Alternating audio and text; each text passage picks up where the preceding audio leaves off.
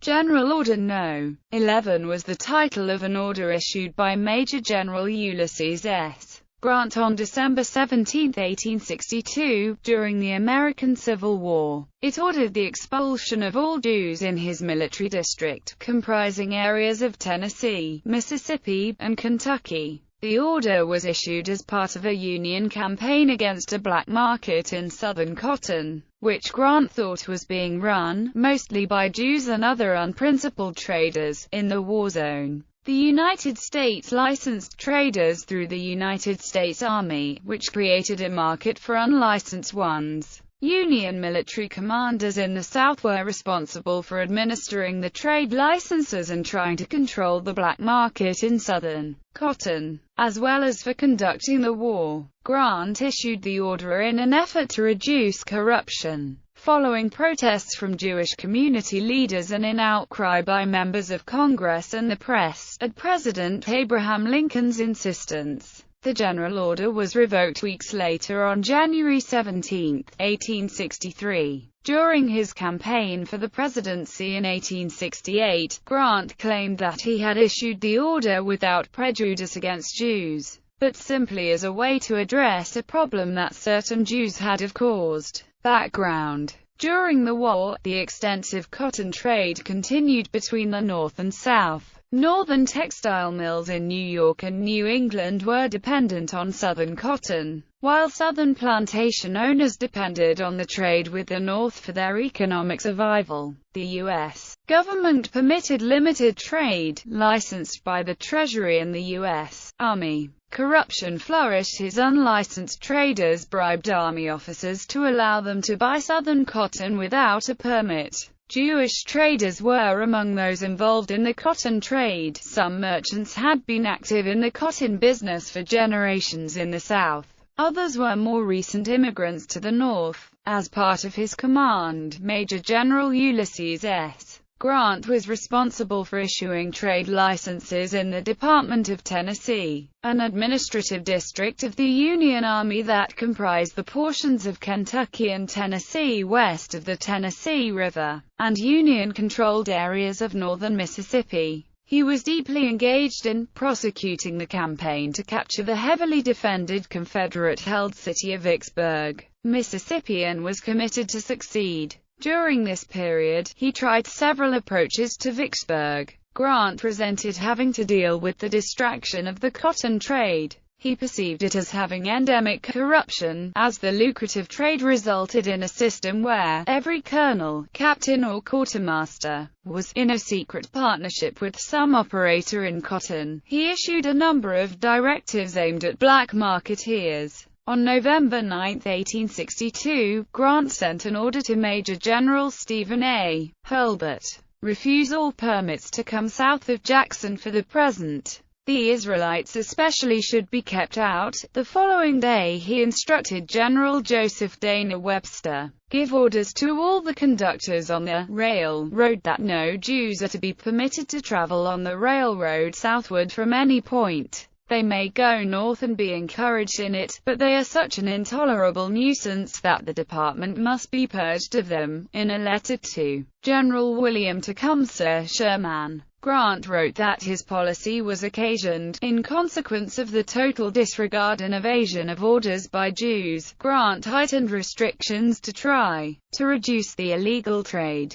On December 8, 1862, he issued General Order No. 2, mandating that cotton speculators, Jews and other vagrants having not honest means of support, except trading upon the miseries of their country, will leave in 24 hours or they will be sent to duty in the trenches. 9 days later, on December 17, 1862, he issued General Order No. 11 to strengthen his earlier prohibition. General James H. Wilson later suggested that the order was related to Grant's difficulties with his own father, Jesse Grant. He recounted, Jesse Grant, was close and greedy. He came down into Tennessee with a Jew trader that he wanted his son to help, and with whom he was going to share the profits. Grant refused to issue a permit and sent the Jew flying, prohibiting Jews from entering the line. Wilson felt that Grant could not deal with the lot of relatives who were always trying to use him, and perhaps attack those he saw as their counterpart, opportunistic traders who were Jewish. Bertram Korn in his 1951 history suggested that the order was part of a pattern by Grant.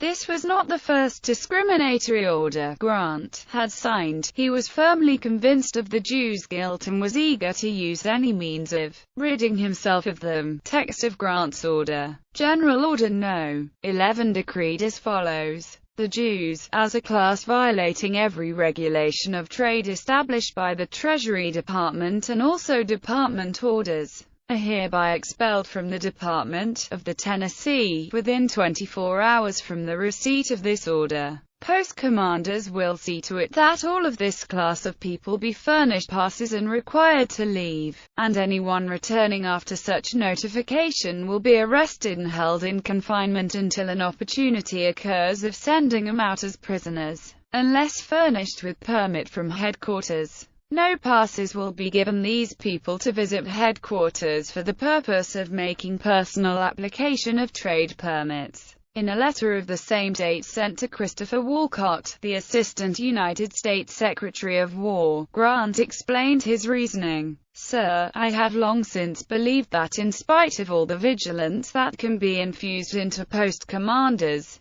that the specie regulations of the Treasury Department have been violated, and that mostly by Jews and other unprincipled traders. So well satisfied of this have I been at this that I instructed the DG officer at Columbus, Kentucky, to refuse all permits to Jews to come south, and frequently have had them expelled from the Department of the Tennessee. But they come in with their carpet sacks in spite of all that can be done to prevent it.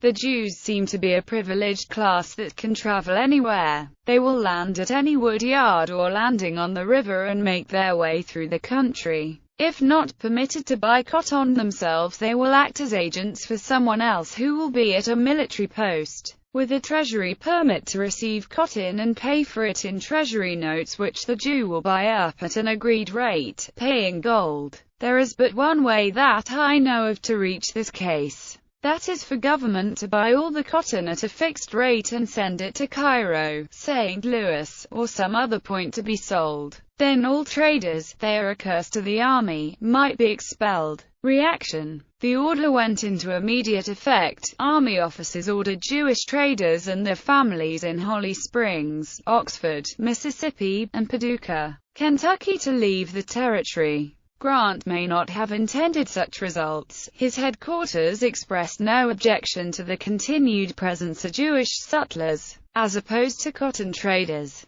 But the wording of the order addressed all Jews, regardless of occupation, and it was implemented accordingly. A group of Jewish merchants from Paducah, Kentucky, led by Cesar J. Caskell, sent a telegram to President Abraham Lincoln in which they condemned the order as the grossest violation of the Constitution and our rights as good citizens under it. The telegram noted it would place us as outlaws before the world. We respectfully ask your immediate attention to this enormous outrage on all law and humanity throughout the Union. Jewish groups protested and sent telegrams to the government in Washington, D.C. The issue attracted significant attention in Congress and from the press. The Democrats condemned the order as part of what they saw as the U.S. government's systematic violation of civil liberties. They introduced a motion of censure against Grant in the Senate, attracting 30 votes in favor against 7 opposed. Some newspapers supported Grant's action. The Washington Chronicle criticized Jews as scavengers of commerce. Most, however, were strongly opposed. with the New York Times denouncing the order as humiliating and a revival of the spirit of the medieval ages. Its editorial column called for the utter reprobation of Grant's order. Gaskell led a delegation to Washington, D.C., arriving on January 3, 1863. In Washington, he conferred with Jewish Republican Adolphus Solomons and a Cincinnati Congressman, John A. Gurley. After meeting with Gurley, he went directly to the White House. Lincoln received the delegation and studied Gaskell's copies of General Order No. 11 and the specific order expelling Gaskell from Paducah. The President told General-in-Chief Henry Wager Halleck to have Grant revoke General Order No. 11, which Halleck did in the following message. A paper purporting to be General Orders No. 11, issued by you December 17, has been presented here. By its terms, it expels all Jews from your department. If such an order has been issued, it will be immediately revoked. One of Halleck's staff officers privately explained to Grant that the problem lay with the excessive scope of the order. Had the word peddler been inserted after Jew, I do not suppose any exception would have been taken to the order. According to Halleck, Lincoln had no objection to his expelling traitors and Jew peddlers, which I suppose was the object of your order, but as in terms prescribing an entire religious class, some of whom are fighting in our ranks, the President deemed it necessary to revoke it. The Republican politician Elihu B. Washburn defended Grant in similar terms.